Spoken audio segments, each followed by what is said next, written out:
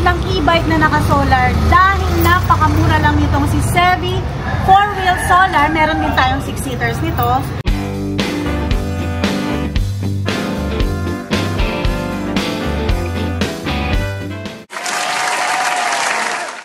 Nakakita na ba kayo ng e-bike na naka-solar dito sa Gabs Bike Warehouse? Dito lang po ito sa may Marikina City, ano? Ayan po yung address. Meron silang bagong labas ngayon. Ito yung kanilang 4 wheels e-bike na naka-solar po yan.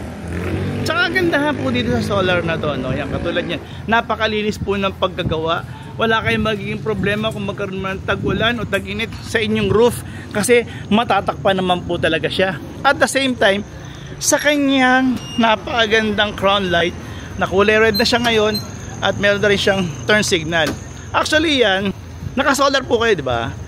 Kahit naka-unplug po yung battery nyo, pwede pong gumana yung inyong mga ilaw dyan at pati na rin po itong mga electric fan. Ngayon sa labas naman po, ayan, nakikita nyo itong kanyang roof kasi po napakakunat po ng klase ng plastic na yan. At sa kanyang windshield, ayan, napakalaki din po at meron siyang, nakikita nyo yung kanyang automatic na wiper. Yan. At saka meron siyang character dito. Kaya ito tong unit na to, no.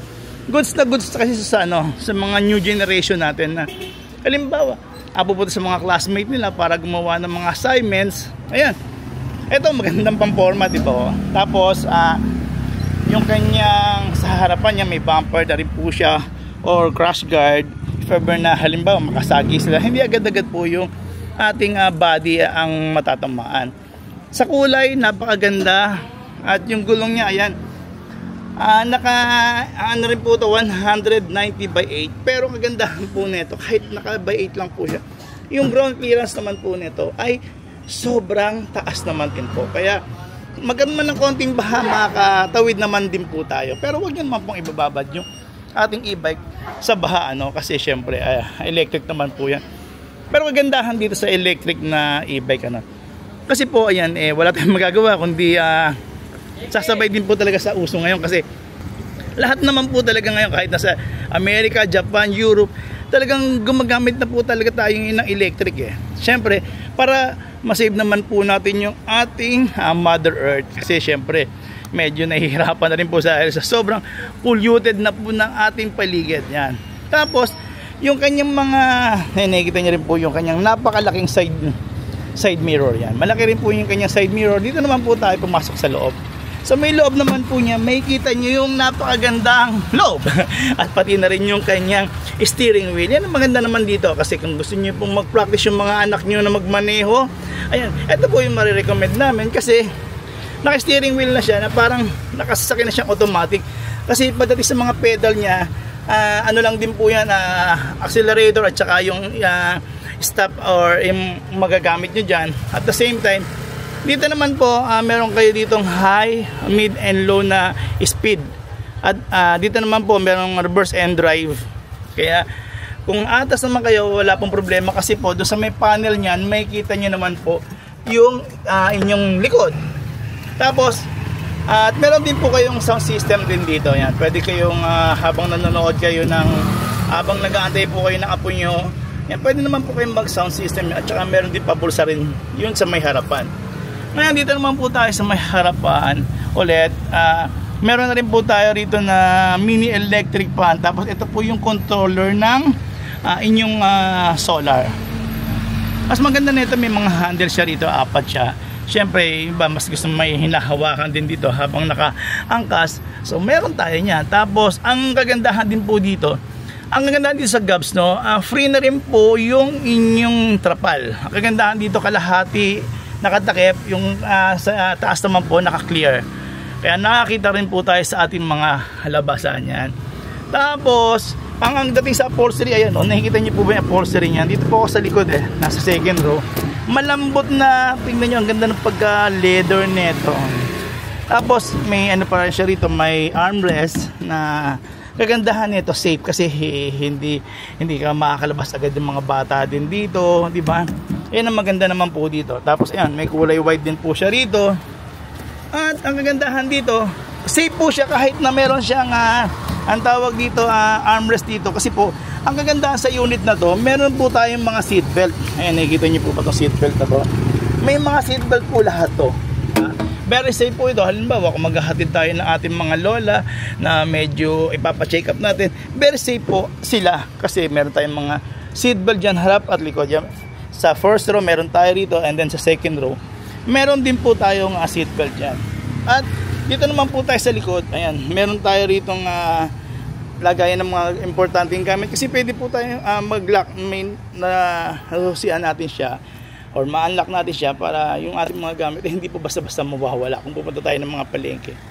Tapos doon po makikita nyo rin po yung kanyang ang tawag doon, yung kanyang camera. May camera po tayo sa likod. At the same time, meron na rin po tayong tail light. At bukod dito, sa kagandahan nito, yung kanyang mga fender, ayan po yung fender para sa mga anti-talsik system natin dyan, naka-stainless na rin po yan. Nakikita nyo po ba yan? May extra tire po yan. Extra tire po yan. Kung ano po yung nakikita nyo yung gulong, ganyan din po yung makikita nyo, naka-alloy mags na rin po yan. Tapos, ang ganda ng kulay, di ba? Tapos meron pa tayong pailaw din dito sa likod para additional visibility sa gabi. Siyempre, alam niyo naman, kasi e-bike tayo, no? Wala tayong, hindi tayo maririnig sa labas. Kaya ang ginawa ng Gabs, nagpadagdag na lang ng ilaw dito sa harapan, yan nakikita nyo. At dito naman po, meron din po tayong dalawang headlight din dyan. At ito rin po, may pailaw pa rin po yan para dagdag visibility na naman po sa gabi. Kasi syempre, kailangan po makita tayo ng ating mga makakasalubong sa kalsada para makita nila tayo na merong e-bike. Tapos, may dalawang speaker din po siya. Isa rito at saka meron sa kabila para dalawang speaker para mas siyempre para hindi po masyado tayong antok-antokin or siyempre may iba dyan mga music lover yan, magagamit din po natin yung ating speaker din dito. At ito naman po yung niya, yung pinaka handbrake niya yan. Dito may handbrake po tayo para siyempre alam niyo mas maganda na rin po naka handbrake tayo. Baka biglang maigalaw ng ating mapakan nila yung ating silinyador, accelerator dito ng ating mga apo. Po kaagad-agad yan, lalarga agad kasi safe na rin po kasi nga po meron tayong ang tawag doon, may handbrake din po tayo dyan. Ngayon dito po sa kanyang dito nakikita sa steering wheel na yan, makikita nyo rito yung kanyang wiper yan, under po yung wiper dito at saka may ano pa yan, merong mapabilis or medyo mabagal yan. Dito po kayo mamimili. Dito naman po yung mga headlight nyo yan.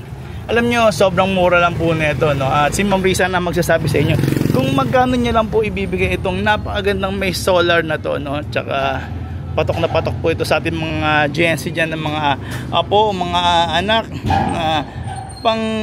pang hatid sundo sa school or sa mga tropa nila.